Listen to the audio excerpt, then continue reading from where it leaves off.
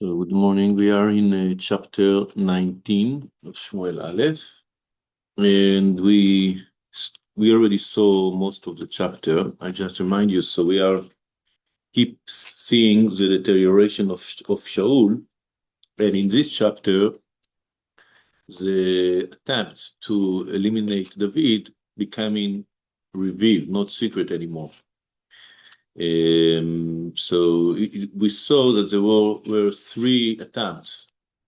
First with Jonathan spoke it out of it, right? He could convince him not to do that.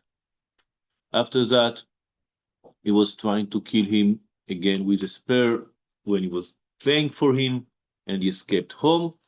And then he sent soldiers to kill him at home, but his daughter Michal, the wife of David, helped him escape. So we saw that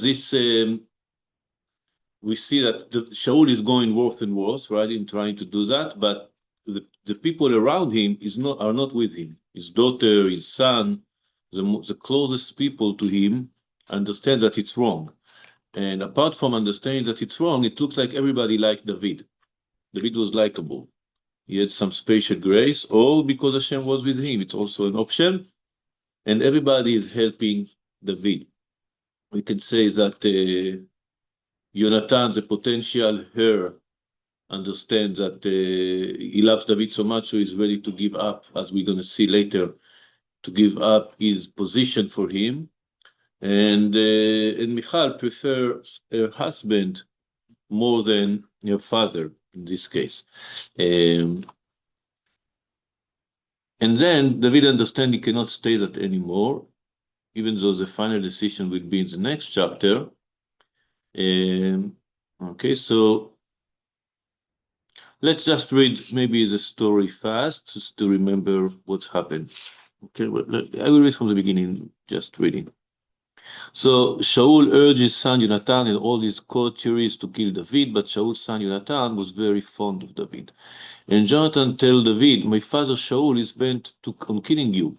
Be on your guard tomorrow morning, get to a secret place and remain in hiding. I will go out and stand next to my father in the field where you will be, and I will speak to my father about you. If I learn anything, I will tell you. So Jonathan spoke well of David to his father Shaul. He said to him, let not your majesty wrong his servant David, for he has not wronged you. Indeed, all his actions have been very much to your advantage. He took his life in his hand and killed the Plishtim, and God wrought a great victory for all Israel. You saw it and rejoiced. Why then should you incur the guilt of shedding an innocent blood, killing David without cause? There are explanations that we didn't say last time that I saw after that here we explain how Jonathan is approaching in different ways, the moral way, the religious way, the national way. But I think it was Radak that say that, or Malvin that says that also here he's saying to him, you know, David is a soldier. Many things can happen to soldiers, as you know. So just it's your interest to let him keep fighting. Maybe something will happen, and all this problem will be resolved from himself. Maybe it's like also this way. I mean, go keep with your plans, with your secret plans, and don't do it. Don't do it in a revealed way. I don't like that very much because it looks like Jonathan is honestly in the side of David, and he's also presenting here very moral approach. I don't think he's going in this direction, even though it's only meant to convince Shaul. I don't think that it's what is happening, but this is another explanation that I saw. Anyway, the words of Jonathan could convince Shaul. So Shaul heeded Jonathan's prayer, and Shaul swore, as God lives, he should,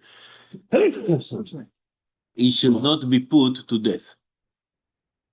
So Jonathan called David, and Jonathan told him all this. Then Jonathan brought David to Shaul, and he served him as before. So fighting broke out again. David went out and fought for the Plishtim.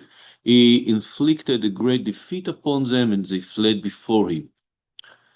So that would be something good, right? David is keep winning the battles for Shaul, but then maybe it's all only worsens the situation. So the Shaul was affected by that again, with a jealousy and this evil spirit. So then an evil spirit of God came upon Shaul while he was sitting in his house with his spear in his hand, and David was playing the lyre. So Shaul tried to pin David to the wall with a spear, but he eluded Shaul, he could escape, so that he drove the spear into the wall. David fled and got away that night. So this was the second attempt. The first attempt was speaking with his court. After that, here is trying with a spear. So and Shaul is escaping. Now the third one is trying to kill him in his house. Shaul sent messengers to David home to keep watch on him and to kill him in the morning. But David's wife Michal told him, "Unless you run for your life tonight, you will be killed tomorrow." Michal let David down from the window, and he escaped and fled. So Michal then took the oracle idol, laid it on the bed, and covered it with a cloth. And at its head she put a net of goat's hair. We talked about all that situation, how idols are present in the house of David. What are they doing here? What is exactly these idols? What is the meaning of that? So we just continue now. Shaul sent messengers to seize David, but she said he is sick. So Shaul, however, sent back the messengers to see David for themselves. This is the third time he sent in angels. It was in the morning, after that, to ask him directly, and third time to enter themselves, bring him up to me in the bed he ordered, that he may be put to death. When the messengers came, they found the oracle idol in the bed with a net of goat's hair at its head. So Shaul said to Michal, "Why did you play that trick on me and let my enemy get away safely?" Because, Michal answered Shaul, "He said to me, 'Help me get away or I'll kill you.'" So in this lie, Michal trying to defend David, it's obvious that it's lie, right? Because after he escaped, she could say whatever she wants. But that's what this also was working against David, because now there is excuse for Shaul, right? He's trying to kill the princess. Anyway, that's what she said in order to save herself. So we can see here also her and also Jonathan, even though they're supporting David, they are not formally abandoning the side of their father. Jonathan will stay in the side of Shaul until the last day. He will never abandon his father. They're only saying, "I won't help you killing David, or even I will help David escape," but not formally and openly supporting David against Shaul. Now, until here we arrived last time, I think.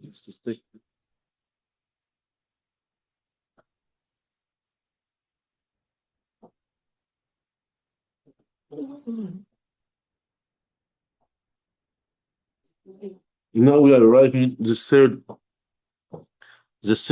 attempt to kill David. And let's see, so we are in verse 18. David made good his escape. What does it mean, made good his escape? In Hebrew, it doesn't say anything about good. It just says that he escaped. He succeeded. He succeeded in escaping. Okay, because in Hebrew it says two words, barach vaimalet. So barach is to escape. Leimalet is also to escape, but maybe succeeding to escape. So he could escape himself. And he came to Shmuel at Ramah. So this is an interesting choice. Why did he come to Shaul? I just read the verse until the end of the verse. So yes, and he came to Shmuel at Ramah and told him all that Shaul had done to him, so that she is trying to kill him, that he sent messengers, all the stories that you just said. He and Shmuel went and stayed at Nayot. Okay, so we'll speak also about that. But why did he come to Shmuel? We can go in two directions. The first direction we can be that the prophet city or house was like ex-territory, right? The king that cannot enter to the territory of the prophet. It's like separation of authorities, right? Under Shmuel, everyone is protected. It's like a safe place. Shmuel decides what's happening in his territory.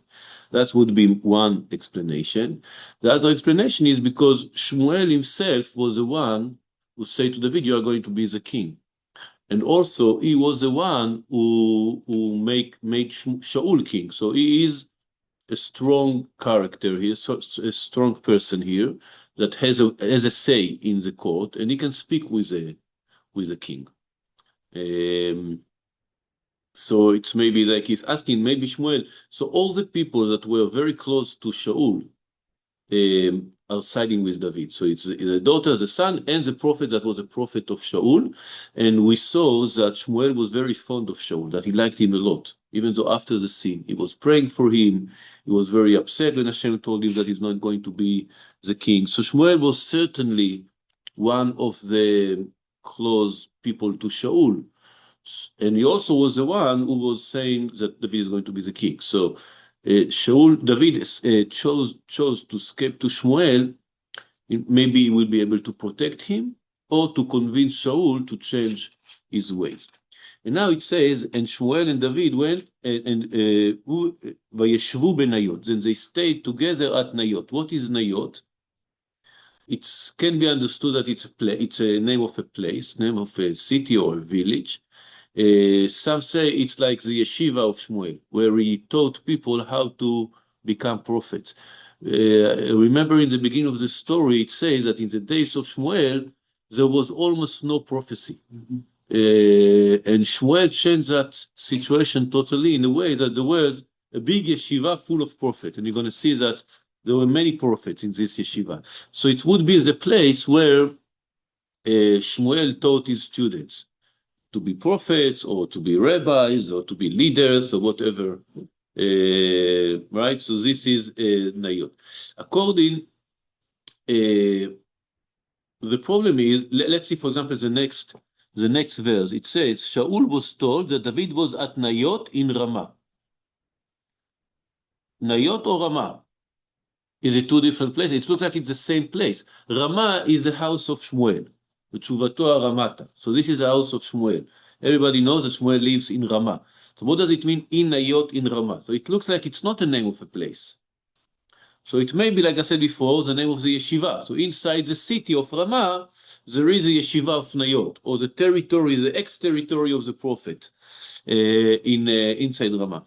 Chachamim saying here that Nayot, it's a midrash, it's a sage. Of course, it's not the literal meaning, the simple meaning. It says that Nayot alluding to Beit HaMikdash. What does it mean? In the Torah, it doesn't mention the name Yerushalayim. And it doesn't say where the Beit HaMikdash will be. It just say that in the future, I will show you a place. In Parashat Re'eh, it appears at least 7 times, this term, Bamakom asher ivchar, the place that I will show you, the place that I will choose. So this place, it's not mentioned in the Torah. How did they know that it was Jerusalem?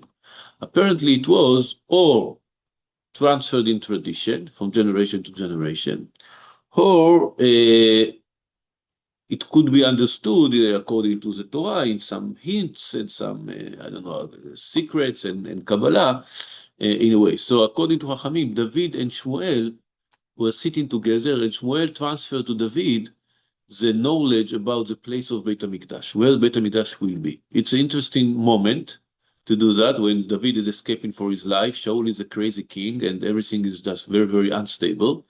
But they could just disconnect themselves from everything that's happened and look on the eternity. Where should be the temple? Or what is the meaning of the temple? Or how to build the temple? So David himself will try to build the temple, the Beit Mikdash, but he will not be able, God will not permit him. But this information and preparation of David was transferred to his son Shlomo. And then Shlomo built Beit HaMikdash. And also David was the one who finally could take Jerusalem, who was the city of Yevus. It wasn't in the hands of the Jews until the time of David. It was in the hands of a nation called Yevus. So according to Chachamim, when David escaped to Shmuel, it was last days of Shmuel, soon is going to die. in this. It's like the last thing that we see that Shmuel is doing is here in this chapter. So this was the last chance that Shmuel thought that this is a time to transfer the information, the knowledge about Beit HaMikdash. So David is over there seeking for protection, and the information arrived to Shaul. So Shaul was told that David was at Noyot in Ramah. Shaul, he doesn't give up. He doesn't go for now in himself, but he sent against the angels. It's already the fourth time he sent angels. It's going to be 6 in total. So Shaul sent messengers to seize David. They saw a band of prophets speaking in ecstasy. The word in Hebrew is nibaim, meaning propheticizing. So what does it mean, band of prophets? We already saw that when Shaul became a king. So we said this is a revolution of prophecies that Shmuel did. When he arrived, there was no prophet, and he could teach and made many prophets. So that we say that it was his school. So this is the atmosphere of prophecy. Now it says speaking in ecstasy because not everybody thinks that it was really prophecy. People can try to achieve prophecy. They can elevate themselves, they can learn, they can meditate, and all the things that can prepare you. But the decision, if they get prophecy or not, it's in the hands of God. So you can do everything right and still not having prophecy, right? So it's not it's something that it's automatic result of your actions. That was Maimonides explained in Moreh Nevuchim that there are 3 attitudes to prophecy. Some say it's totally random.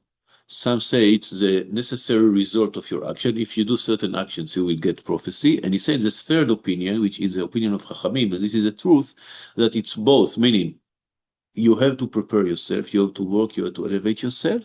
And then if Hashem chooses, he will give you prophecy. So it depends in your action, but also in the decision of God.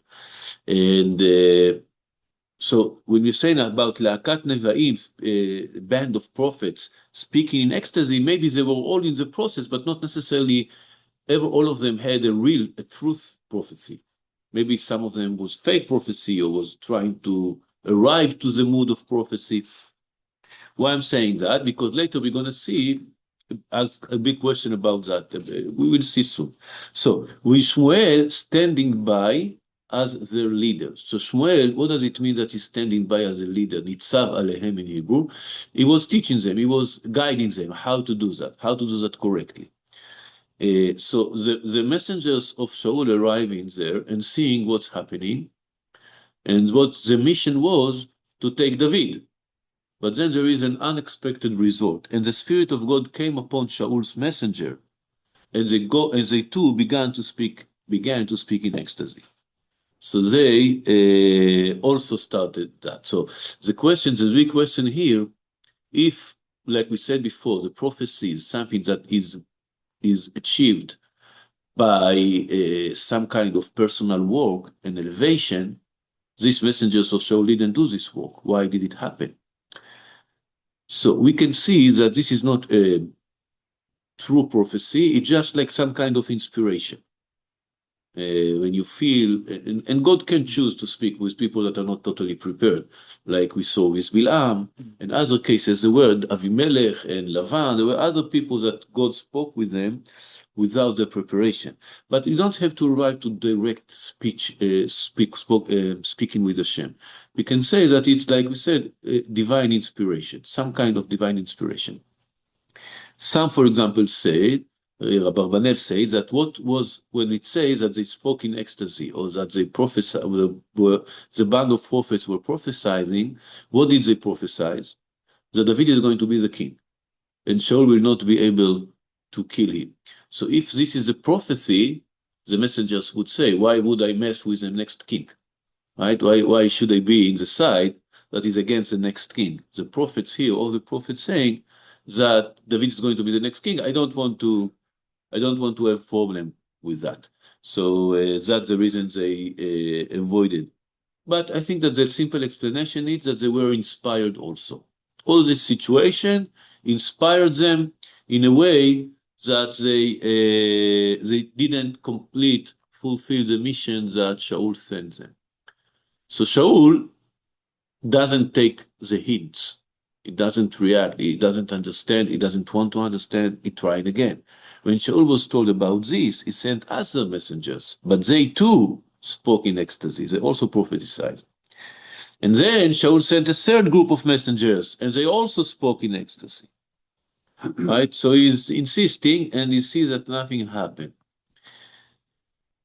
Without Hashem, when we arrive to Melachim, we will see a similar story about Eliyahu Hanavi. The king sent messengers to catch Eliyahu Hanavi and to bring him. In this case, the story was a little bit more aggressive. Eliyahu Hanavi burns them in fire. I mean, fire came from the sky and burns them. The first group, the second group. In the third group, it says that the leader of the messengers begged to the prophet, please don't kill us also. So he spared them. We can see something interesting here. We'll talk, maybe without Hashem, when you arrive there, we talk more about Eliyahu and his attitude, but we see, it's another thing that we see about Shmuel. Shmuel has positive influence. He's not killing the messengers, he makes them prophets. It's a huge difference, right? If someone comes to do something wrong, you can just kill him, or you can convince him or inspire him to do good. And this is the influence of Shmuel and the prophets and the school of prophets that he developed. And it's a big success in changing the heart of the people of Israel. Right? We saw that it says that in the days of Shmuel, Am Israel follow God. It's rarely happened in the Bible. It's happened in certain times, certain cases. It says that in the day of Yoshua and the elders after Yoshua, it's happened. And it's happened in the days of Chizkiah. It's not very common, but for Shmuel, it's happened for 20 years that all Am Israel followed the ways of the Torah.